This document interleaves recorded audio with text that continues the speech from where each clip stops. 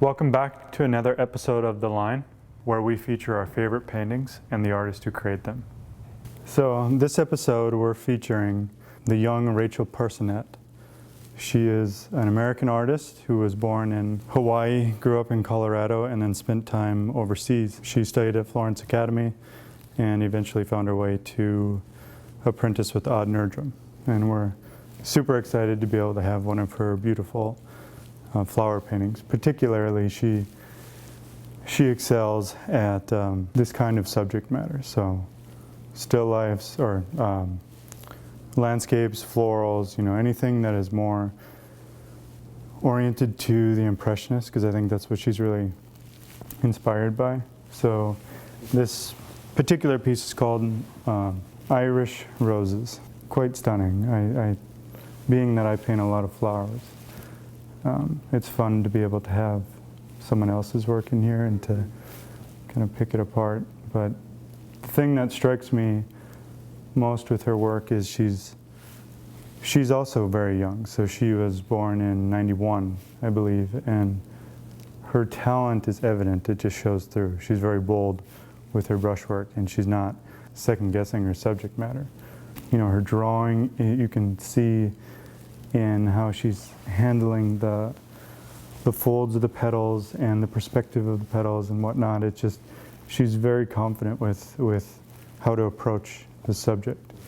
I love looking at it. I just think it's fascinating because in person it's very thick. It's very, very painterly. That's the thing I think I'm most struck by is just quite how thick the paint is. Because it's so different than your work. I mean, you paint thickly at times, but you have sort of like a little bit more of a variety and make use of a lot more sort of transparency and variety and stuff, which is great. But I mean, there's a quality to this that I think is really striking, almost the sculptural nature of those petals. That central flower. You just can't see it in an image on the computer or print it or whatever, but you just get up on there and you're just like, wow. I mean, there's so much paint. I mean, she's still kind of like glazing over the top to get some of those sort of darker, really chromatic notes. Would you think, or is that not? Yeah, no, I agree. Okay. All right, that was my. It's like she's pushing shapes around with thick, yeah. I mean, I don't get the sense that it was done in one sitting, right? I think sometimes our assumption is that if it's done thickly or like alla prima or whatever, that means it's done like in one shot. But I feel like she's returned to this over sort of consecutive days. What do you think? I would say maximum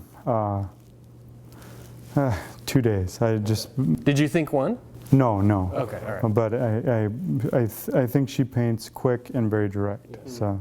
Definitely the thing that struck me, like it did both of you, is just confidence in her mark making and her painterly style. The thing that I noticed when I was looking at some of her other work as well as this is that it seems to me that something that is part of how she paints is compositionally. She starts very thin, and as she gets to the center of the subject matter that she wants to have as the focal point of the piece, it seems that is where she puts the heaviest of her mark making. So like if you look out here, it's exactly the thickest paint. So like if you look out here, and then if you look at all of these flowers on the outside and you go into the center, you see that textural quality that we keep talking about really plays its key role in sort of the lead role of this piece, which is that front flower.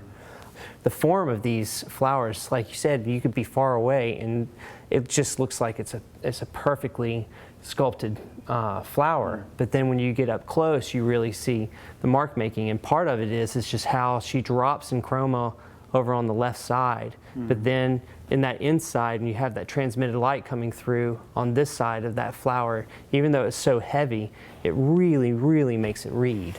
Well, so I mean, I don't know much about her working methods really at all. I'm just guessing from what I see. But I was wondering, what do you guys think?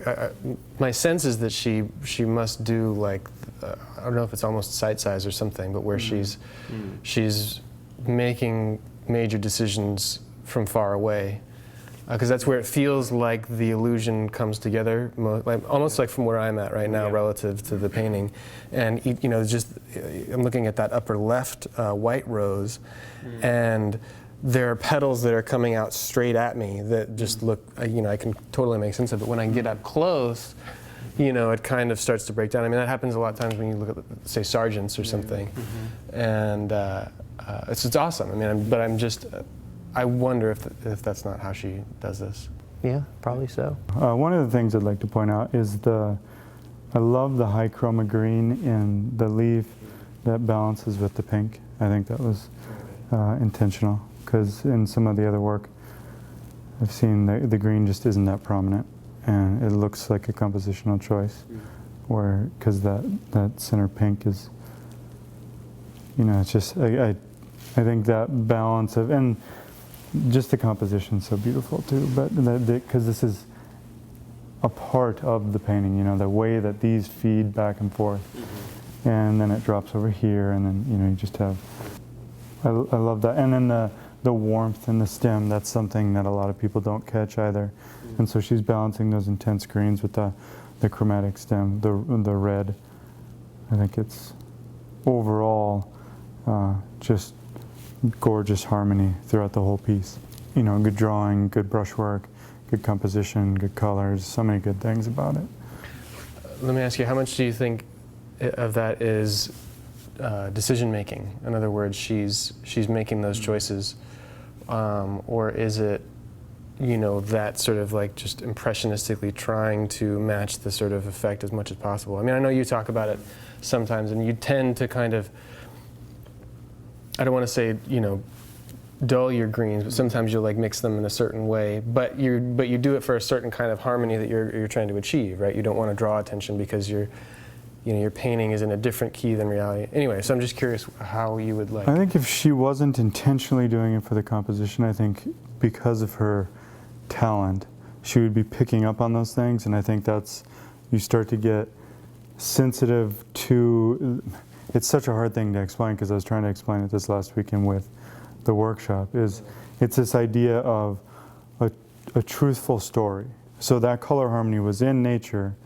She picked up on it, whether or not it was decision making, I don't know, but she's very sensitive. There's so many flower painters, you have thousands of paintings of bad flowers, and I just think it's fascinating when you come across one that's really good. Because what is it that separates the two? You know what I mean? It's just such subtle stuff. Drawing, values, that it can be a huge separation. But then it's picking up of those little things, like the way the petals bend a certain direction, just catching it and incorporating it into the compositions. We had kind of pointed out earlier, just looking at the brushwork in the background. And I had mentioned that I think oftentimes people who paint exclusively from life, because I know that's something she cares about, painting directly from life. And you're in this dark studio, a natural lit studio, and you're not noticing certain, how evident certain brushwork is, and then you get it into a situation like this, where it's lit by artificial light, and all of a sudden, like I imagine that some of these colors, like that black and that green, I just think under natural light in a dark studio, the jump wouldn't be that much, right? And quite possibly she didn't care. Or do you think it could be that she was trying to like create a little bit of atmosphere around the flowers to help maybe make it feel like they're in that environment? I totally understand what you're, because I've definitely struggled with that same scenario before, and where you pull it out and you put it in a large blast light on it, and all of a sudden you realize that it's pretty far off. So no, I mean, I would imagine you're right about that. Just because when you artificial light, they tend to spike certain segments of the spectrum, and so if you're under a blue north lit window, it's just that there's a different color spectrum, so you're just not seeing the differences or whatever. And but I mean, I think there's also a sense of, I think that is just her kind of like bravura kind of like attack of the thing as well. You know, she's standing back and she sees this kind of contrast with that, again, that upper left rose against the dark background, and she just, you know, I don't know, charges forward. That's what I'm imagining in my head anyway, and starts to, like, you know, decrease the contrast by lightening just that edge. I mean, and that is stuff that actually happens in reality, and we could explain that physically by like bounced light that's, you know, sort of making its way back in the atmosphere and so forth. But anyway. So this painting is available for sale. We always talk about market value of pictures. I know she had a really successful show in Ireland recently of a lot of bigger landscapes. And this painting is priced at $1,800. So it's a good price. I think we talk about this all the time, but there's different trends in the market, and you have a decision as an artist. You can make $1,800 in 2 days, and do it consistently all the time and sell them, because $1,800 for that painting is not a lot.